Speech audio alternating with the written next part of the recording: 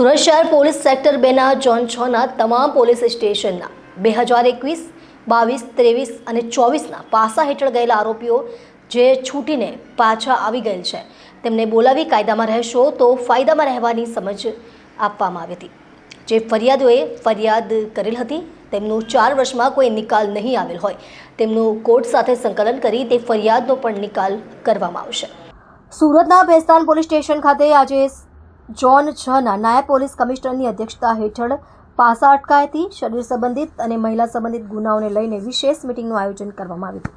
આ મિટિંગમાં ભેસ્તાન, સચિન જેડીસી, સચિન ઈચ્છાપુર, હજીરા અને ડુમસ પોલીસ સ્ટેશનોના કારકિર્દીઓ, ફરિયાદીઓ અને મેન્ટર પોલીસ અધિકારીઓ ઉપસ્થિત રહ્યા હતા। આ મિટિંગમાં પાસા અંતર્ગત છૂટેલા કુલ 53 આરોપીઓને હાજર રાખવામાં આવ્યા હતા। તેમને ફરીથી કોઈ ગુનાહિત પ્રવૃત્તિમાં સામેલ ન થવા માટે ચેતવણી આપવામાં આવી હતી અને કાયદાનું પાલન કરવાની ખાસ સૂચનાઓ આપી હતી।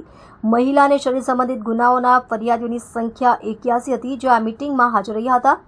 ફરિયાદીઓને આરોપી પક્ષ દ્વારા મળતી કોઈપણ પ્રકારની હેરાનગતિ અથવા ધમકી અંગે તાત્કાલિક પોલીસનો સંપર્ક કરવા જાણ કરવામાં આવી હતી। તેઓ દ્વારા રજૂ કરાયેલા મુદ્દાઓને વિચારવામાં આવ્યા હતા। મહિલા સંબંધી ફરિયાદીઓને સરકાર તરફથી મળતી સહાય અને જરૂરી કાયદાકીય જાણકારી પણ આપવામાં આવી હતી જેથી તેઓ પોતાના હક અને સુરક્ષા અંગે સજાગ રહી શકે। આજ રોજ કમિશનર સાહેબની સૂચના અને સેક્ટર 2 સાહેબના માર્ગદર્શન હેઠળ આજે જે પાસામાં ગયેલા હોય 2021, 22 અને 23 અને 24ના 4 વર્ષના અને છૂટી ગયા હોય તેવા કુલ ઝોન 6ના 53 જે આરોપીઓ હતા એમને બોલાવવામાં આવ્યા હતા। એમને સમજ કરવામાં આવી કે તમે કાયદામાં રહેશો તો ફાયદામાં રહેશો। બીજું, એમની પર પોલીસની નજર છે એ પણ એમને કહેવામાં આવ્યું અને એ પણ સૂચના આપી કે ફરી વખત આવું કરશો તો તમે બહુ લાંબા સમય સુધી જેલમાં રહેશો। આ સિવાય એમને સુધારવાની તક પણ આપી અને એમ પણ કહેવામાં આવ્યું કે તમને કંઈ આવી ગેરકાયદેસર પ્રવૃત્તિ જાણવા મળે તો પણ અમારા ધ્યાન પર મૂકજો।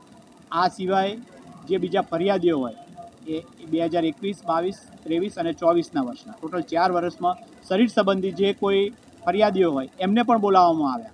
એવા ટોટલ 81 ફરિયાદીઓ અહીં આગળ હાજર રહ્યા હતા ઝોન 6ના હતા 6 પોલીસ સ્ટેશનના અને એમને સમજ કરવામાં આવી કે ભાઈ તમને કોઈ આરોપીઓ તરફથી હેરાનગતિ હોય, બીજી કોઈ તકલીફ હોય, ફરી કોઈ ધમકી આપતો તરત અમારા ધ્યાન પર દેવો।